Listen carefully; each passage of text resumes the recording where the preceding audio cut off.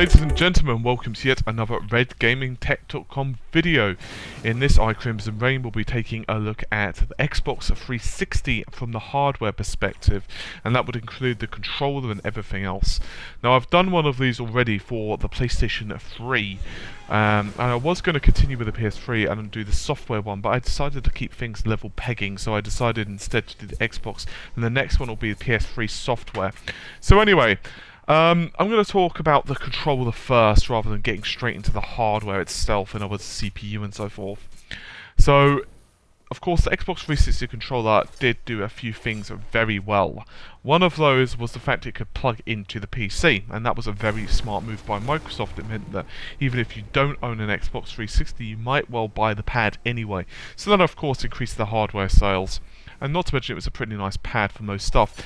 I had some issues with the D-pad overall. I didn't think it was as accurate as it should have been. It felt a bit clunky and cheap, to be honest.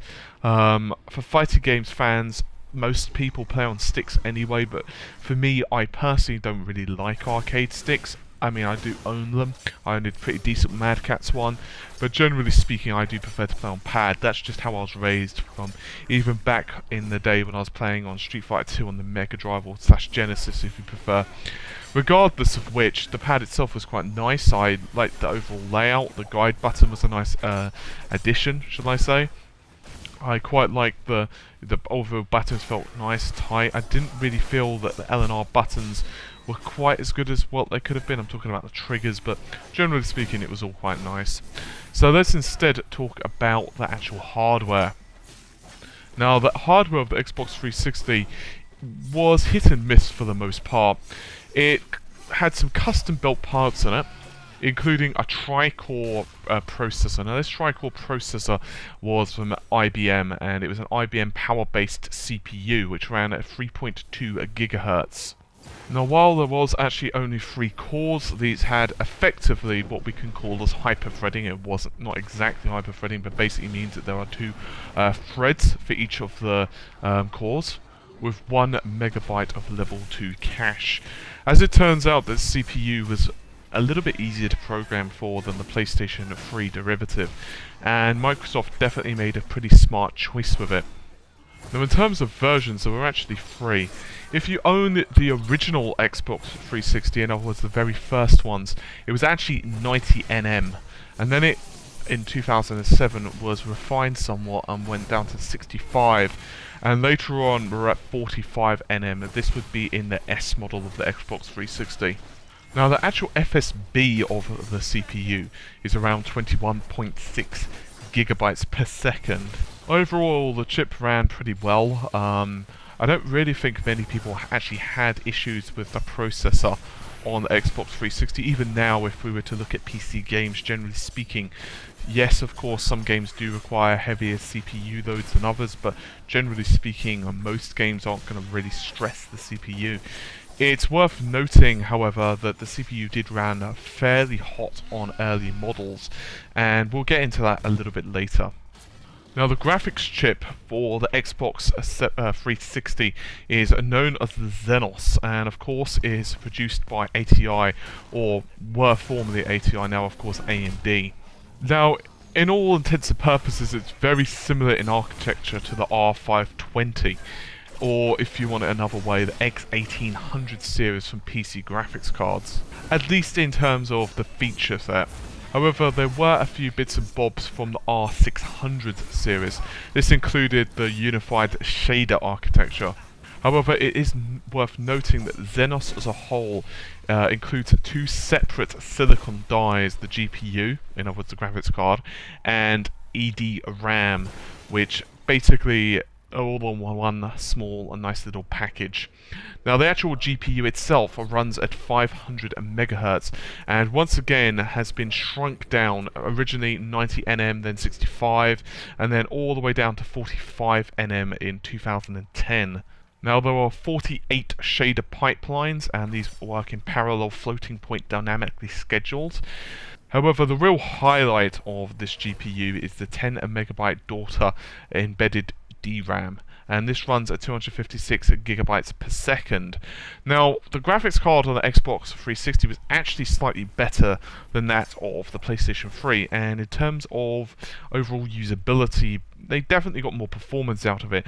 If you guys want further examples of this, what I'd suggest you do is you do a little bit of googling around. I'm not really going to include a PS3 versus Xbox 360 comparison too much in this video, but what I will say is that generally speaking, the Xbox 360 was definitely able to handle the resolution a lot better. It was a more powerful GPU, it was a lot easier to program for, and this altogether made the console that much more accessible. Now, this also goes down to the architecture of the CPU itself. As I've mentioned previously in many videos, the PlayStation 3's cell processor was not exactly the easiest thing in the world to work with. Now, just to like your PC handles, or should I say holds, the DDR3 RAM for the actual system, the Xbox 360 actually does hold a DDR3 RAM clocked at 700 megahertz per second. 700 megahertz, I'm sorry, this is what you get when you're tired. So of course that means it's effectively 1.4, this is a 128-bit bus for those who care. Now, this memory is actually shared between the CPU and GPU via the unified memory architecture. And as it turns out, this is extremely a good idea. It's worth noting that between the EDRAM die and the GPU, data transferred is 32 gigabytes per second. Now, the real smart move on here was the small frame buffer, or should I say the small amount of EDRAM that is actually on the GPU die. This is similar-ish to the Xbox 720. The difference is that with the Xbox 360, it is not connected to the CPU, really.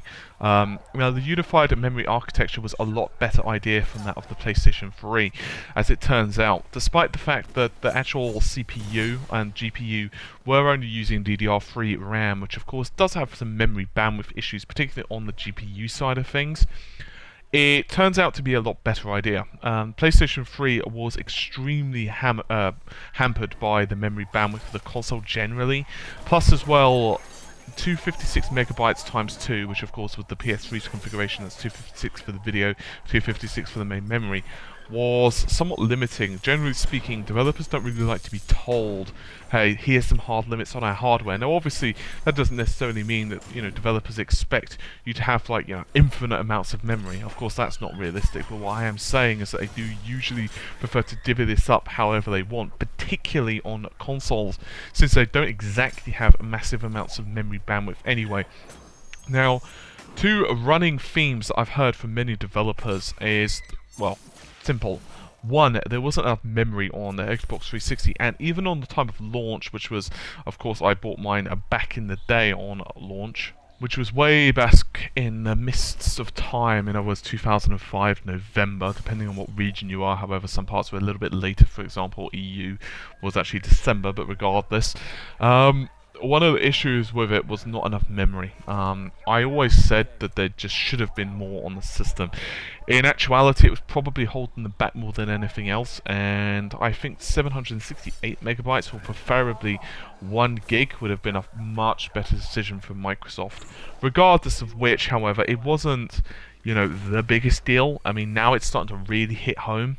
But back then they should have really made the decision to go for just a little bit more. Another slight concern was the graphics card. A few games designers have said that they wish they'd have gone with a slightly more improved GPU. Bear in mind, however, I believe the developer who said this, I can't remember the person, I can't remember the company offhand, but I do remember that it was the same people who usually design PC games. Sorry guys, I'm pretty tired, so I can't really remember the quote offhand. What I do also would like to say, however, is there were a couple of other mistakes regarding the Xbox 360, and I think these have really kind of hit home over the console, generally speaking, especially, well, actually I'd say since the day of launch, really. One of the major problems with the Xbox 360, mostly in a bid to reduce the price and give a cheaper entry into the console market with the core system, was not to include a hard drive. I always said this was an absolutely ridiculous mistake on the part of Microsoft. Remember, the original Xbox One did include a hard drive. I'm not saying it was massive. I believe it was only 8 gigabytes. Well, I think it was 8 gigabytes formatted from a 10 gigabyte, but I believe that varies depending on the model of hard drive that was actually in there. But I believe, generally speaking, it's about 8. Regardless of which, the fact that they didn't make that as a standard really hurt the console. Now, obviously, it did not really require as much as the PlayStation 3 in one respect. One of the reasons the PS3 it needed the hard drive as standard was because of the Blu-ray drive. Now the Blu-ray drive simply cannot read the data, at least with the drive that PS3 had, fast enough. So some games, for example Metal Gear Solid 4, required an installation onto the hard drive just to keep the gameplay relatively smooth. After all, otherwise it would have to load everything and decompress it from the disc, and that's just not really feasible in some cases. However, Microsoft deciding not to include the hard drive as standard meant that for a while there, the Xbox Live titles just couldn't really flourish, as I believe there was an actual limit on the size of the games, and this was only, I believe, 50 megabytes. As it turns out, this was to make sure that if you owned the 64 megabyte memory card, if you couldn't, get hold of the hard drive for whichever reason, that you could actually fit the damn game on there. And, of course, this was stupid. I mean, let's face it. Let's say you bought the memory card, okay? And let's say you see the Xbox Live game, you buy it. You can only put one on the memory card, which, when you actually take into account storage of the save files, which in some cases was fairly large, it was just silly, to be honest. It was a massively silly mistake from Microsoft. And okay, you could buy the hard drive, but they were actually quite limited in stock. And believe me, I actually was looking for the premium system. I've mentioned this a couple of times, but you just couldn't get it. At least I couldn't. I mean, I looked for quite a while, and a friend of mine I kind of knew, he actually managed to get a premium system just after Christmas, and he just pure lucked it, to be honest with you. There was only like one left in store, I believe. This is actually tied into the second Xbox 360 issue, and that would be the disc.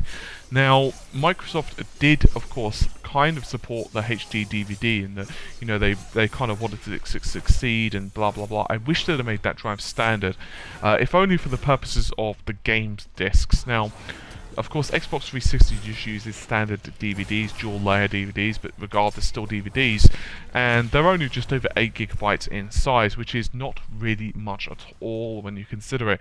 This has meant that some games just couldn't really be ported over to Xbox 360, and in my opinion, has led to some issues with games generally speaking. After all, while you can say fit, let's go with Final Fantasy over multiple discs, for the simple reason that there is a, clear pathway through the game. In other words, you have to go from, path to area A to B to C to D, and certain cutscenes have to play. Now, obviously, in certain world map areas, that's not really the case, but generally speaking, you're only going to visit certain locations once, and certain cutscenes are only going to play once. So, because of that, you don't have to repeat that data on the disc. This is a slight aside. I actually remember my PlayStation 1 copy of Final Fantasy VII, and what basically happened is the disc was actually scratched in a couple of areas, and what you can actually do is disc swap the disc from Final Fantasy VII, so I was actually using the disc 2 when I should have been using disc 1 and that kind of thing, and the data was there. The only thing is, of course, it would skip over the cutscenes and they wouldn't play properly. Regardless. Anyway, so as I was saying, the problem with this was simple. Certain games such as Skyrim, you can't really do that. You don't know when you're going to go to area A or to B, because not only that, the fairly dynamic nature of Skyrim, you don't really know which quests you're going to happen with, and so forth. Obviously, as it turns out, Skyrim was still a fantastic game. I just wonder if they did kind of cut stuff down because of it. And of course that would also apply to other titles like Grand Theft Auto and so on as well. As it turns out, in my opinion, if they'd have made a standard installation, a standard hard disk, let's go with a decent size. Let's not say the piddly 20 gigabytes that the premiums on launch came with, but let's say something reasonable like, I don't know, PlayStation 3 60 gigabytes, for example. At least they could have had one disk to install the games, and I think that would have been a far better idea. Regardless, obviously they didn't do it. There were a couple of other issues, of course, with the Xbox 360. For one of them was on the launch consoles there was no HDMI and there was no wireless. I don't really know why they did that. I can only assume it was cost reasons. As it turns out, it was a bit of a silly mistake, in my opinion, on Microsoft's part to not include the HDMI, especially as they were saying that the system was going to be HD TV ready. Of course, one of the reasons they didn't really need to is because of Blu-rays. But still, some people just did not want to connect their TV via component for whatever reason. So now we've gone over the basic specifications and what my thoughts are. What exactly, aside from a few technical issues like not enough memory and my personal opinion that they should have included the hard disk as standard, what other stuff can we really take away from this? Well, for one, we know that Microsoft really suffered from the RROD. It's not good when memes are being actually made about your console. It's not a good idea at all, and it really hurt their sales initially. Indeed, quite a few people actually suffered from it. It's kind of ironic, but my launch system actually lasted for ages. I don't exactly remember the date it fell over eventually, but I think it's around 2011. And I was surprised it actually lasted so long. However, regardless of which, most systems weren't so fortunate. Most systems died a lot sooner than that. And, well, Microsoft really cannot let that happen with the Xbox 720. Now, for those of you who are unfamiliar to the reason for the RROD, I'll quickly give you an explanation. Now, RROD basically stands for Red Ring of Death, and although the failure rate was never exactly publicly admitted by Microsoft, a few sources on various locations, for example, repair shops and various, independent game stores, have said it was around 30 to 33%. In other words, roughly a third of all the consoles sold. Of course, many people could have just had their console bricked and not bothered, or just bought a new one, or what have you. It's very hard to tell.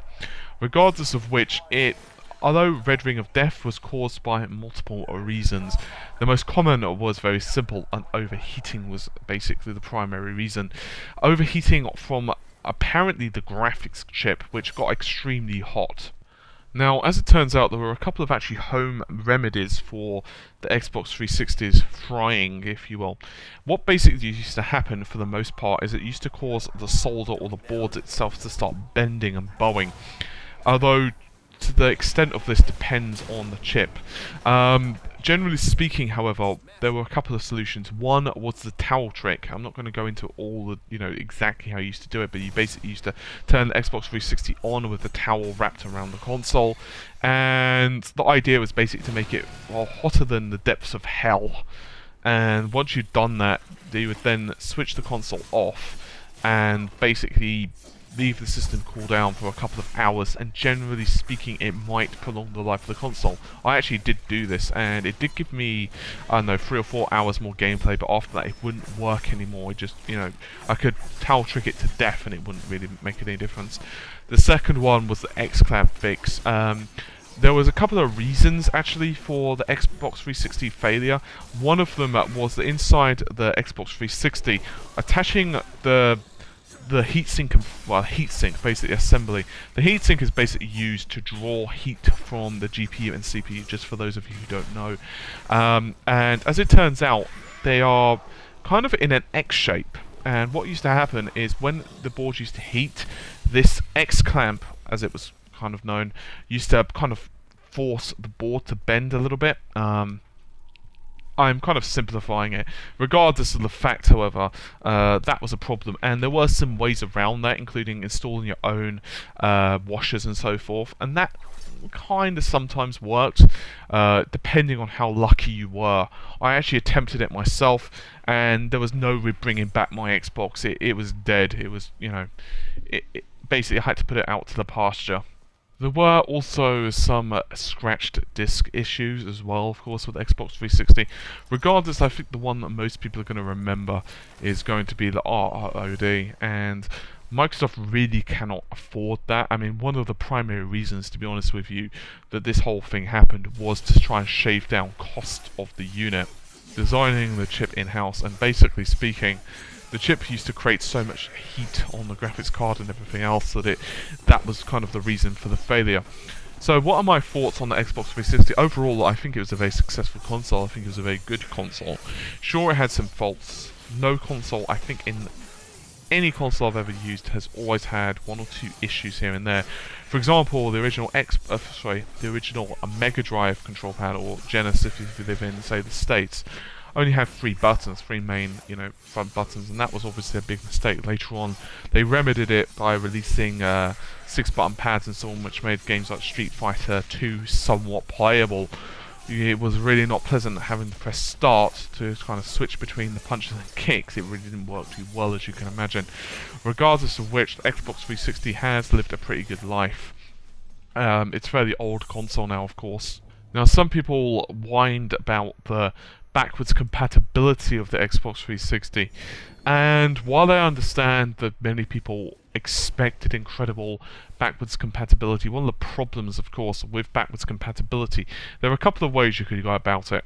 The first would be the same way as, say, the original PS2 did, and that would be to include hardware from the original PlayStation, which pretty much allows you to play the game without too much difficulty. The second way would be, well, emulation. And this would basically be software emulation that would periodically be updated, in theory, to allow the console to actually run the games. Now, certain titles on the Xbox 360, should I say Xbox One titles playing on the Xbox 360 did have some issues. For example, Turok Evolution slows down at times and graphical flicker. There was problems with, say, Ultimate Spider-Man with various textures and so on. Generally speaking, it was playable on most games, but there were issues, and to be honest with you, I mean, I know some people get really upset over this. Personally, it doesn't really affect me. Usually I don't trade in my old console because it's worth so little. I generally, I'm sorry, just keep the console kind of in the corner, and if I do ever have a hankering to go back to it, I'll just, give it a shot. But that's just my personal opinion. I know some people do get rather upset.